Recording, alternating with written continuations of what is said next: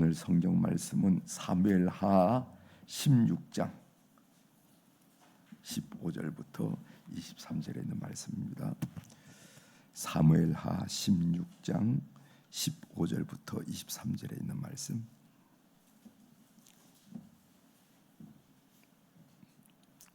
천천히 찾으십시오. 사무엘하 16장 15절부터 23절 마지막 부분입니다. 이제 제가 봉독해 드리겠습니다. 압살롬과 모든 이스라엘 백성들이 예루살렘에 이르고 아히도벨도 그와 함께 이른지라.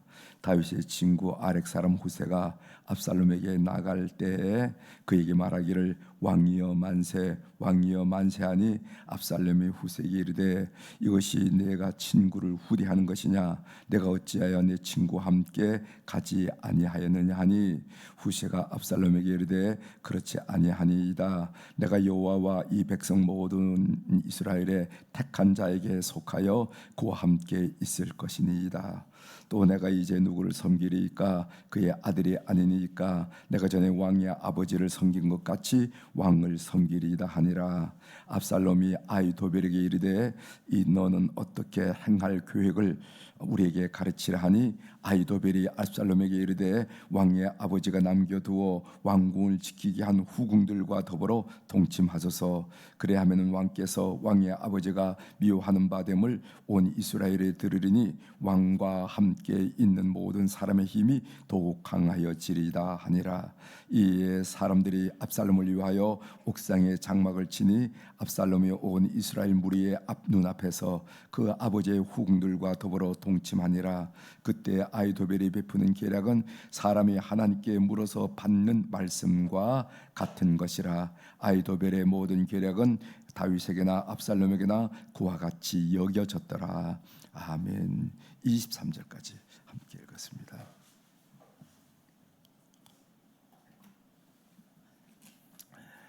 오늘 우리가 읽은 사무엘하 16장 그 하반장에 나온 말씀을 중심으로 이렇게 주제를 좀 잡아봤습니다. 신의를 지키는 자와 신의를 저버린 자, 이렇게 좀 생각해봤습니다. 신의, 믿을 신, 의리할 때 의, 그렇죠? 그래서 우리가 인간관계를 하다 보면은 신의를 지킨 사람이 있어요, 그렇죠? 자기가 조금 손해가 보고 또 나름 희생을 한다 하더라도 그 사람과 맺은 인연, 그 사람과 맺은 관계를 꼭 지키려고 한 사람이 있습니다. 또 반대로 이익 때문에, 입장 때문에 그 신의를 쉽게 저버린 사람도 우리가 살다 보면 많이 느끼는 거죠. 그런 것을 우리가 생각하면서 오늘 사무엘 16장 하반장을 한번 공부해 보도록 하겠습니다. 이 본문은 압살롬의 예루살렘 입성과 다윗의 친구 후세의 위장 전향에 대한 말씀이 나옵니다. 이제까지 우리는 다윗의 피난길에 대한 말씀을 살펴보았어요. 성경 저자가 다윗의 피난길에 초점을 맞춰서 그가 어떤 상황에서 피난을 하고 피난 중에 누구를 만나고 뭐 이런 얘기가 쭉 전개됐다면은 이제 사무엘하 16장 15절부터는 반대쪽인 압살롬에 대한 말씀, 이제 시선이 앵글이 이제 압살롬에게 가 있다 이 말이죠. 그 내용이 쭉 나옵니다. 15절 한번 보겠어요. 압살롬과 모든 이스라엘 백성들이 예루살렘에 이르고 아히도벨도 그와 함께 이른지라. 압살롬과 그를 따르는 모든 백성이 마침내 예루살렘 성에 무혈 입성하게 한 장면을 오늘 성경이 묘사해 주고 있습니다.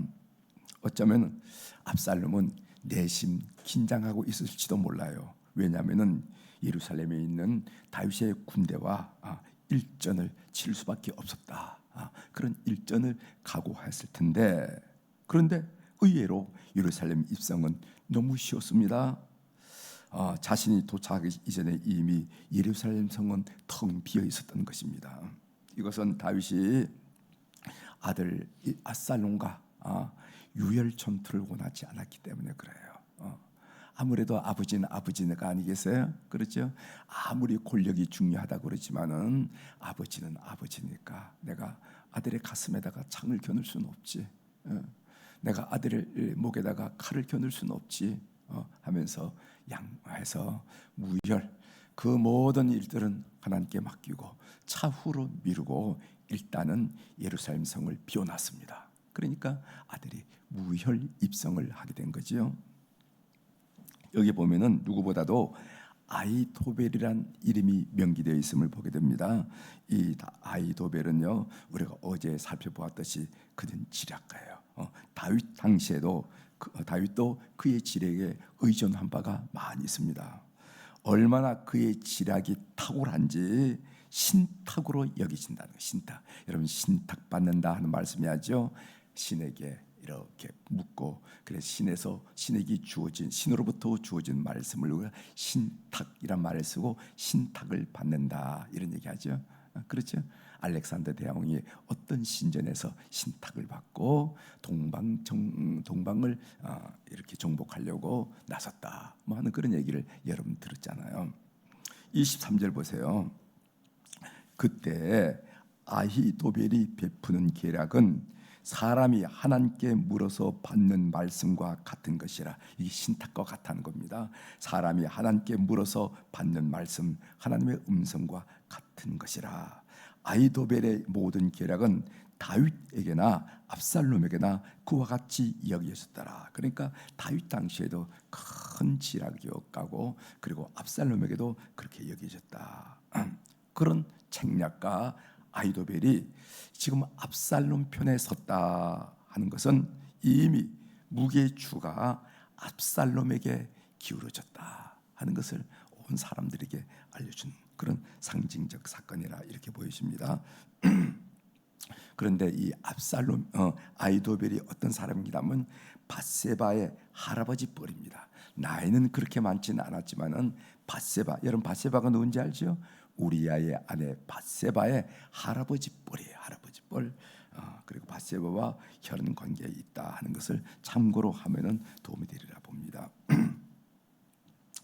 이제 압살롬이 예루살렘 성에 입성했는데 후세가 위장전향한 내용이 나옵니다. 16절 봅시다. 16절. 다윗의 친구 아렉 사람 후세가 압살롬에게 나갈 때 그에게 말하기를 왕이여 만세 왕이여 만세 하니. 그러니까 예루살렘 성에서 압살롬을 가장 먼저 맞이한 사람은 다윗의 친구 후세였습니다. 다윗의 친구라는 이 표현은 다윗과 각별한 사이였다라는 의미도 있지만은 다윗의 책략가다 하고 다윗이 어떤 일을 결정할 때 늘 가까이서 어떻게 생각하느냐고 이 일을 어떻게 생각하느냐고 이렇게 물어볼 수 있는 그런 사람이라는 거죠. 이 후세는 다윗으로부터 예루살렘 성에 남아 압살롬 진영의 상황을 다윗에게 보고해달라 하는 그런 임무를 부여받은 말하자면 스파이라는 거죠. 따라서 그의 첫 번째 관문은 압살롬의 신입을 받는 것이 가장 중요한 것입니다. 그는 왕이여 만세라고 예루살렘 성에 압살롬이 입성할 때 그렇게 손을 들고 환영을 했습니다. 그러나 그는 압살롬 왕이여 만세라고 하지 않았어요. 묘한 뉘앙스를 우리에게 풍기죠. 다윗 만세, 사울 만세 하면서 만세 앞에는 누구 인칭 대명사가 꼭 들어가는데 여기는 후세가 얘기할 때 왕이여 만세, 왕이여 만세했지 압살롬 왕이여 만세라고 말하지 않았어요. 묘한 뉘앙스를 우리에게 풍겨주는 대목이라 이렇게 볼 수가 있습니다. 압살롬이 후세를 의심하고 묻죠. 17절 보겠습니다. 17절. 압살롬이 후세에게 이르되 이것이 네가 친구를 후대하는 것이냐 내가 어찌하여 내 친구와 함께 가지 아니하였느냐 하니. 이 말은 무슨 말인가 하면은 너는 다윗과 각별한 사이가 아니었느냐, 왜 다윗을 따라가지 않았느냐 이렇게 묻는 겁니다. 그러니까 한 자락 의심의 자락을 깔고 얘기를 하는 거죠. 18절에 대답합니다. 후세가 압살롬에게 이르되 그렇지 아니하니이다. 내가 여호와와 이 백성 모든 이스라엘의 택한 자에게 속하여 그와 함께 있을 것이니라. 이렇게 말했어요. 후세는 압살롬을 뭐라고 말하냐면요, 여호와와 모든 이스라엘의 택한 왕이라고 그를 인정해 줍니다. 여기 포인 보세요. 내가 여호와의 인정만 받을 뿐만 아니라 이 백성 모든 사람의 택한 자, 그 모든 백성들이 인정하고 지지하고 택한 자에게 당신에게 속한 것이 맞다, 이렇게 얘기하는 겁니다. 많은 학자들이 아들 압살롬이 왜 반란을 일으켰을까, 궁중 반란을 일으켰을까, 이렇게 질문을 하면서 여러 대답을 시도합니다. 여러분은 어떻게 생각하십니까? 압살롬 이 셋째 아들인데, 다윗의 아들인데 왜 궁중 반란을 일으켰을까? 그것도 한두 번 하지 않고 4년 동안이나 준비해서, 우리가 배웠죠? 4년 동안이나 치밀하게 준비해서, 그래서 심지어 아히도벨 같은 다윗의 책략가조차도 자기 편을 만들어서 왜 반란을 일으켰습니까? 왜 반란을 일으켰죠? 여러분 어떻게 생각해요? 압살롬이 갖고 있는 권력 지향, 권력에 대한 욕심, 탐욕, 이것 때문일까요? 그런데 학자들은 이렇게 설명한 사람이 있어요. 뭐라고 얘기하냐면은 압살롬이 반란을 일으킨 이유는 압살롬이 다윗의 인정을 받지 않았다는 거예요. 받지 못했다는 겁니다. 지금 순차적으로 보면은 지금 암논이 죽었기 때문에 셋째 아들 이 압살롬이나 둘째 아들이나 이제 그 왕위가 그렇게 갈 가능성이 많은데, 압살롬이 판단을 해보니까 아버지가 나를 인정하지 않거든. 이렇게 가다 보면은 나는 권력과는 멀어진다고 생각한 거예요. 그래서 그 인정에 목마른 압살롬이 이렇게 반란을 일으켰다, 이렇게 학자들이 이야기하는 경우가 많이 있습니다. 여러분, 사람을 인정해 준다는 게 그렇게 중요합니다. 여러분, 사람을 인정해 주지 않으면 아들조차도 반란을 일으키는 거예요. 우리가 쉽게 자식들을 얘기할 때 자식들을 비교하면서 한 아이에는 자꾸만 기대게 되고 한 아이는 인정하지 않게 되는 그런 것을 하게 되잖아요. 그죠? 그것도 주의하셔야 됩니다. 아이들에게 상처가 될 수 있다는 거예요. 그래서 우리는 가능한 한 똑같이, 자식이기 때문에 똑같이 인정을 해주는, 너는 이래서 좋고 너는 이래서 좋아, 넌 이게 탁월하고 넌 이게 탁월해 하면서 서로를 인정해줘서 그 존재감을 인정해주지 않으면 가정이 더 어려워진다 하는 것을 우리가 알게 됩니다. 그런데 이것을 딱 파악한 사람이 후세예요. 이 압살롬에게는 인정의 목마름이 있다, 인정의 목마름이 있다 하면서 딱 처음에 한 얘기가 뭐냐면, 당신은 하나님이 인정하고 백성들이 인정해서 선택받은 사람입니다, 이렇게 얘기해요. 압살롬이 그 이야기를 듣고 빙그레 미소를 지었는지 안 지었는지 성경은 나와 있지만은 내심으로는 굉장히 흐뭇해하고 만족했던 그런 얘기를 하자. 그러면서 후세는 이렇게 말합니다. 19절입니다. 또 내가 이제 누구를 섬기리까? 그의 아들이 아니니까. 그의 아들은 다윗의 아들이 아니니까 내가 전에 왕의 아버지를 섬긴 것 같이 왕을 섬기리이다 하니라. 왕으로 등극한 압살롬은 다윗 왕의 아들이 아닌가?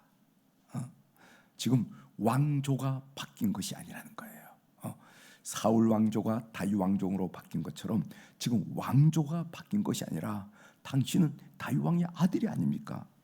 나는 다윗 왕조를 섬기고 있는 신하인데, 그러므로 압살롬에 대한 나의 충정도 잘못된 것이 아니다 이 말이지. 내가 이 왕조를 섬기는 신하로서 당신 아버지 대신 당신을 섬기는 게 그게 뭐가 문제가 되겠느냐, 이렇게 논리적으로 대답하는 것을 보게 됩니다. 이런 후세의 논리적인 설명으로 그는 압살롬의 의심에서 벗어났다, 이렇게 볼 수가 있어요. 자, 아히도벨의 책략이 이제 나오는데 그 책략이 무엇인지 한번 21절 보겠습니다. 아히도벨이 압살롬에게 이르되 왕의 아버지가 남겨두어 왕궁을 지키게 한 후궁들과 더불어 동침하소서. 그리하면 왕께서 왕의 아버지가 미워하는 바 됨을 온 이스라엘이 들으리니 함께 있는 모든 사람의 힘이 더욱 강하여지리라 하니라. 여러분 이거 잘 보셔야 됩니다. 여기 보면은 아히도벨이 계획한 계략인데 그 계략의 의미가 여기 나왔어요. 제가 다시 한번 읽어드리겠습니다. 아히도벨이 압살롬에게 이르되 왕의 아버지가 남겨두어 왕궁을 지키게 한 후궁들과 더불어 동침하소서. 그 후궁들이 몇 명이라고 그랬죠? 어제 그저께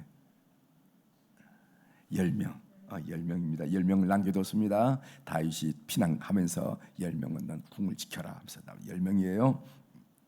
그리하면은 왕께서 왕의 아버지가 미워하는 바 됨을 온 이스라엘에 들으리니 함께 있는 모든 사람의 힘이 더욱 강하여지리다 하니라. 이렇게 선대 다윗 왕의 후궁들과 동침하는 목적은 두 가지라는 겁니다. 첫 번째 목적이 뭐냐? 그 행동은 압살롬이 다윗과 결별하고 왕위에 올랐음을 온 이스라엘 백성들에게 공포하는 행위가 된다는 겁니다. 다윗의 후궁을 범한다는 것은 아버지에 대한 모욕이에요. 모욕. 이제 돌아올 수 없는 강을 건넌 겁니다. 강을 건너기 전에는 돌아올 수 있잖아요. 아버지, 제가 잘못했습니다. 그래, 나도 잘못한 부분이 있어. 내가 너를 인정하지 못한 부분이 너가 화가 났겠지 하고 그럴 수 있는, 돌아올 수 있는 가능성이 있습니다. 그런데 왕의 후궁을 범했다라는 것은 이미 돌아올 수 없는 강을 넘어선 거예요. 만일 이런 절연하는 일이 없이 다윗과 압살롬이 화해한다면은 반란 자들의 운명은 어떻게 되겠습니까? 압살롬과 더불어 그동안엔 다윗의 신하였는데 이제 압살롬과 더불어 이제 혁명을 도모했다 이 말이죠. 반란을 쿠데타를 일으켰다 이 말이죠. 그런데 어느들 그 우두머리끼리 서로 화해하는 거예요. 아버지는 미안하다 그렇게 얘기하고 아들은 죄송합니다 하면서 그래, 왕은 너겠지, 왕위는 너에게 갈 거야, 그러니까 흔들리지 말고 하고 이 나라를 잘 다스려라, 뭐 이렇게 위가 이렇게 한다면 그 아래서 이 일을 도모했던 사람은 어떻게 되겠습니까? 그러니까 압살롬의 뒤를 따랐던 사람들, 군인들이 마음속에 여전히 긴가민가, 그래도 부자 사이인데, 그래도 부자 사이인데 긴가민가했다는 겁니다. 그런데 여기서 왕께서 왕의 아버지가 미워하는 바 됨을, 이것은 이런 식으로 절연을 하면은 긴가민가했던 쿠데타에 따르던 사람들이 확신을 심어준다는 거예요. 그러니까 계략을 잘 쓰는 거 아니겠습니까? 그런 사람이 확신을 심어준다. 정말 압살롬은 아버지와 결연을 했구나. 단절을 했구나. 결별했구나. 여기도 우리가 뭔가 떨어지는 게 있겠구나 하면서 더 충성을 하시다는 거예요. 이것을 아히도벨에게. 두 번째는 뭔가 하면은, 따라서 이 행동은 압살롬과 함께한 반역자들을 더욱 결속시킬 것이다. 그래서 21절 하반절에 이렇게 말이 나오죠. 함께 있는 모든 사람의 힘이 더욱 강하여지리다. 그러니까 더 결속이 된다 이런 얘기입니다. 그러니까 그동안에 긴가민가 따르긴 따르지만은, 이제까지 이렇게 왔지만은, 이게 또 이렇게 서로 부자간에 서로 화해를 하고 용서하고 용서받고 또 죄송하다고 말하고 또 그걸 용서받고 이렇게 돼서 이게 우스워지면은 우리 입장이 뭐가 되는가? 긴가민가 하던 사람들이 오늘 이런 행위를 통해서 결속하게 된다 한 얘기를 아히도벨이 내는 겁니다. 놀랍죠?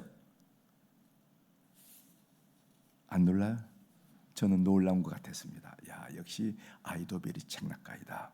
22절, 이에 사람들이 압살롬을 위하여 옥상에 장막을 치니 압살롬이 온 이스라엘 무리의 눈앞에서 그 아버지의 후궁들과 더불어 동침하니라. 그렇게 써요. 여기 옥상이란 단어가 나옵니다. 이 옥상이 어떤 자리였습니까? 다윗이 목욕하는 밧세바를 본 그 자리였습니다. 그 옥상에서 압살롬은 다윗의 후궁들을 범하고 있습니다. 묘한 되갚음이 일어났죠. 그렇죠? 묘한 되갚음이 여기 일어난 것을 보게 됩니다. 하나님의 음성 듣기로 좀 마지막 한마디 드리고 마치겠어요. 우리는 이 후세와 아이도벨의 이야기를 통해서 신의라는 단어를 다시 생각하게 됩니다. 사람들 중에는 자기가 손해를 보더라도 신의를 지키는 사람이 있어요. 후세와 같은 사람. 자기 이익 때문에 신의를 저버리는 사람도 있습니다. 아이도벨은 재능이 탁월하지만 신의를 저버렸다. 우리는 앞으로 후세와 아이도벨이 어떻게 그 운명이 결정된지 여러분 궁금해지죠? 저는 궁금했어요. 그런데 후세는 어떻게 되냐면은 다윗이 왕권을 회복한 다음에 다윗의 군 사령관이 되고 아이도벨은 어떻게 되냐면 바로 다음 장에 자살을 하게 됩니다. 자살을 하게 돼요. 이 신의가 믿음의 문제인데 마음의 문제인데 마음이 허실하니까 자살을 하게 되지 않나요 말이죠. 인간관계를 쉽게 가볍게 생각한 사람이 있다는 겁니다. 저 사람은 언제 볼 건데 언제 볼 건데 하면서 그렇게 그런 상황으로 인간관계를 한 사람이 있다는 거예요. 좋은 관계, 설령 헤어지는 일이 다더라도 결별하는 일이 다더라도 좋은 이미지와 좋은 관계를 하는 인생이 나는 좋은 인생이라고 이렇게 생각해요. 여러분들 오늘 이 후세와 아히도벨을 통해서 나는 이제까지 어떤 인간관계를 내 성격이 강하기 때문에 아니면 아니다 라고 생각하면서 그냥 절연한 상태로 살아왔는지, 아니면은 그렇지만 그 맺어준 것은 하나님의 역사이기 때문에 좋게 헤어지려고 노력해 왔는지 한번 스스로를 깊이 생각해보는 이 새벽이 되기를 바랍니다. 기도하시겠습니다.